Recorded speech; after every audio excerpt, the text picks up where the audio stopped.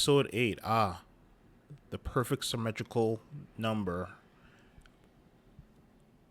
Def the kid's number. If you know, you know. Anyway, welcome back to Glassdoor Stories, where we go over different bowls in Glassdoor. If you're new around here, Glassdoor has this cool community called bowls. I don't know why they call it bowls, but it's basically different groups where they talk about different things, whether if it's interviewing tips, unemployment, crazy customer stories, the recruiter bowl, surviving a toxic workplace, whatever you could think about, it probably is a bowl on Glassdoors. So check it out. It's not just a job board. Keep that in mind.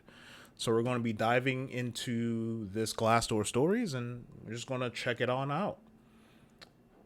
All right. So let's see what we have here. Now, I'm in the unemployment bowl, so it might be a lot of good stories here. We haven't been doing this in a bit. So let's see here. Teaching assistant 2 hours ago says, I keep hearing mixed advice. Take anything right now versus hold out for the right role. Honestly, I don't know what's best anymore. Bills are real. Yes, they are. But so is burnout, which is also real. Sometimes you got to balance the two. What do you think? This is an M dash. Better to take a job just to have one or wait for something that feels right? Very interesting right here. Let's see what the manager number one says. The only people telling you to hold out for the right role are either employed, which is true, incredibly well off, or both. It sounds great in theory, but who here can afford to turn their nose up to anything less than a dream job? I know I can't. I'm taking any offer I get, which is very true. You got to be super realistic now we're in 2025 these days, because we're in a new age of looking for work, and with the rise of AI taking most of these jobs, it's going to be quite crazy, you know, quite crazy. So I'm not just saying apply to any job and just take it. I'm just saying if you come across an opportunity, it lines up with your expectations, take it. If it's under expectations, reevaluate your expectations.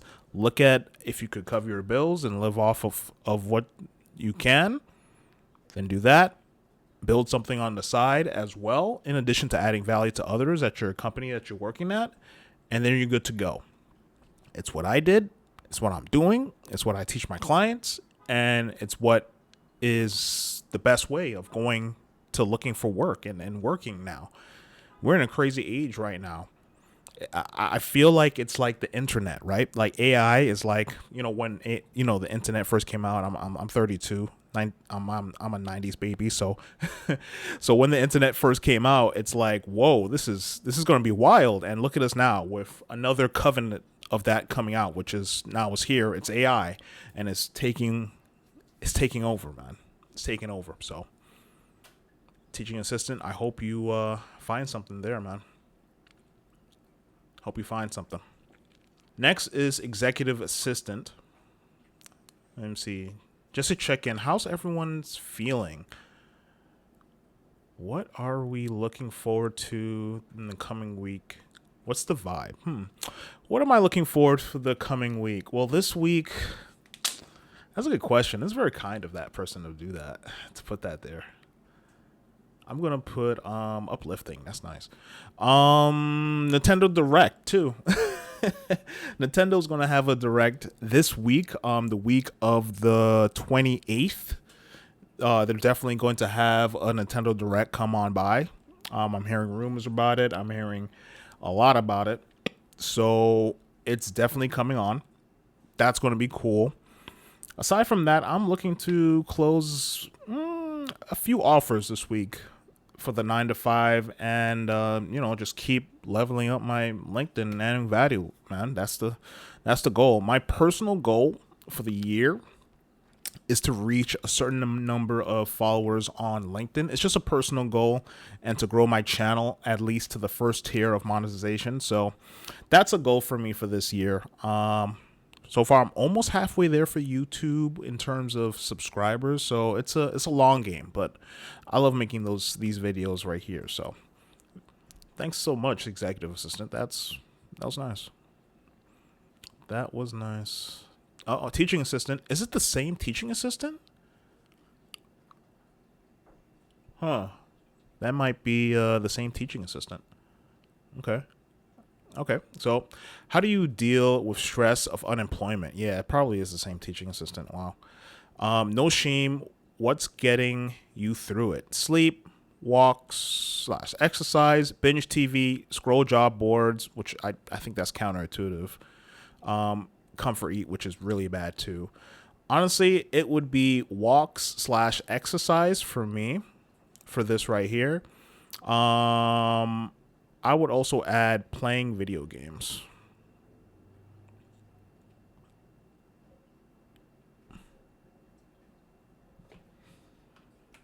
I'm gonna type that in. The D button on my keyboard is not working, so I might need to get that fixed. There it is right there. Thank goodness I have it keyed somewhere else.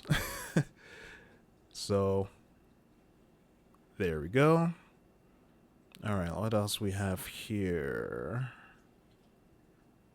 Okay. We have healthcare associate says, is it better to tailor your resume according to the job or just the cover letter? Honestly, doing both to each job you apply to is too much. Oh boy. I just hate we even have to go through this route these days. It's like you see in my resume, I have had experience with that type of work before, even if it wasn't my last job. So designer engineer number 1 says, I agree with you 100%. It's too often for sure in caps, by the way. You know what a recruiter taught me recently? We need to create 4 resumes, 1 for each role we want to be in. Consider 4 roles you're interested in and have the necessary skills for, and tailor your resume and cover letter accordingly. After that, apply for those 4 roles with your resumes.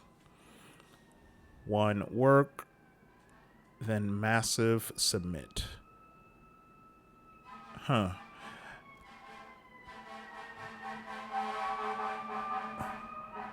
Ah, the sounds of New York City. Also, add common keywords on your resume in white to be invisible to the human eye, but detectable on ATS interviews.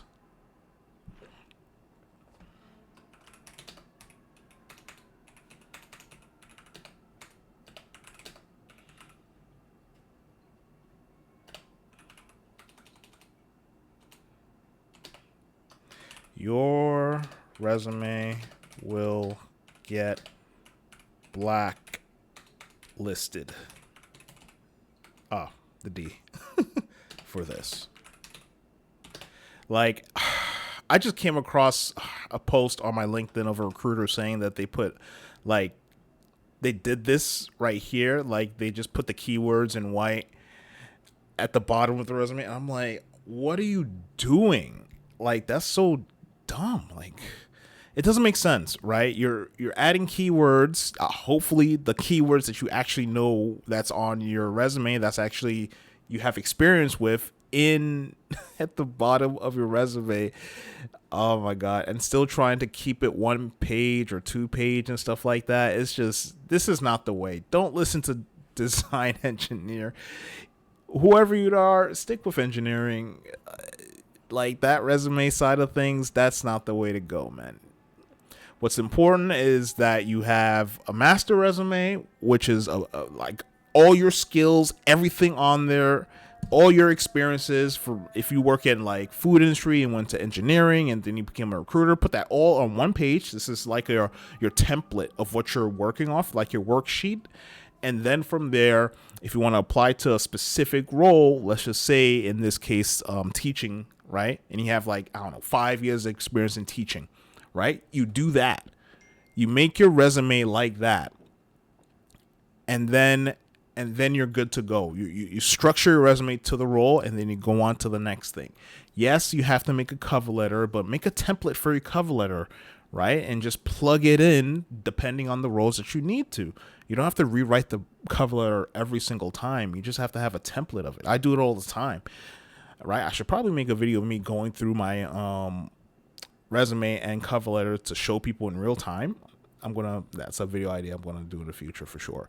But it's like this isn't the way. That will get your resume blacklisted for sure. So that's a negative. Ooh, teaching assistant teaching assistants having a hard time for sure because they're posting a lot. I mean, I'm glad that they're on different areas and like putting their stuff out there, but they should be on LinkedIn as well, so we could put a person to the face so recruiters could find you. But teaching assistant says again, being unemployed at the weekend can feel heavy, like you should be job hunting 24/7, which is very unhealthy. You should definitely be resting during the weekend for sure. It's the way to go.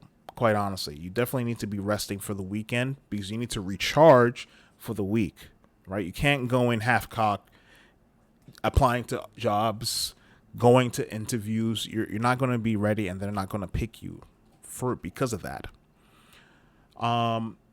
But rest is productive too, which is good. Thank goodness. Take time to breathe, recharge, and do something just for you. Self-care isn't luxury; it's survival. You're allowed to enjoy your weekend even without a 9 to 5. What's one thing you're doing this weekend purely for well-being? Which is such a great reminder. This is a very good reminder. I'm finding it so hard to focus on anything but job hunting and stressing while being unemployed. I just got in from spending a few hours walking around the farmer's market and eating an absurd amount of delicious food. I definitely need to take a break to feel normal again. Yeah, which is very true. Sounds like you had a lovely time. I'm glad you was able to give yourself a break. I never been to a farmer's market before. Well, farmer's markets are great. Got a ton of them in New York City. I definitely feel like I'm missing out now. I always treat weekends like weekends. Good. Senior manager number 1 knows where it's at. Even when I'm job hunting, you really have to rest. Even if, and especially if, you're way desperate. I don't feel like you can have good interviews if you totally burned out on the job hunt, which is totally true. I just brought that up too. It's highly important to give yourself a rest when you're on the job hunt. For sure. Teaching assistant follow-ups with great way of thinking. This is what I do. Make the weekends for family, resting, and fun, which is true. Tactician number 1 says, that's a pretty good point. Something I've tried to do since being laid off. It keeps to a regular schedule. Even though I don't have work hours, I spend those hours trying to find a job and make sure the weekends is still the weekend. I think keeping to something like a regular schedule is just better for my mental being anyway, which is true. When I was on the job hunt, you guys heard my story. Halloween, got laid off, was on the job hunt, found something in 80 days because of my skills in talent acquisition and recruitment and the way how I see, job hunting as well. I made my whole business around it as well. But anyway, I was basically working on my business and making YouTube videos in addition to looking for work. And along the way, I did volunteer work by reviewing other people's resumes for free and stuff like that through communities and my own accord, right? It helped me move my skills forward by seeing other people's resumes and seeing other industries and things like that and adding value to people while still putting myself out there in terms of YouTube, LinkedIn. I post a lot on LinkedIn. I still do it now to this day. And it was like a routine. I made my own routine after getting laid off from my 9 to 5. So from a specific time period, let's just say from like 9 to 10, I applied to jobs. And then from 10 to 11, I did coffee chats with people in different industries to see what's out there as well. And then from like 12 to 1, I took a break, I had some lunch, like the normal 9 to 5, but I was just looking for work, and I added different sections into different areas of my day to not only progress in my job hunt, but to have a schedule and work on my skills. Like later in that day, I worked on my skills with resume writing, right? And LinkedIn optimization. It's really important to have a schedule in your life, not only when you're working or not working, when you're on a job hunt. So this is really important, and it's good for your mental health too. Like I got off at like, sometimes I got off early, like around 2, to make some more YouTube since I was really invested. And some days I just got off and just watch some anime and play some games, right? Like, it's important. Retail sales associate number 1 says, looking for a job is a marathon, which is true, not a sprint. You have to rest in order to not burn yourself out, or at least that's what I'm telling myself to justify playing video games 8 hours a day. Oh boy. No. Oh man.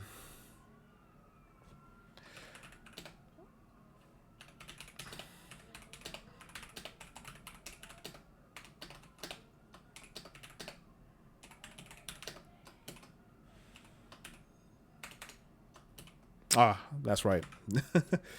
I'm loving DK right now.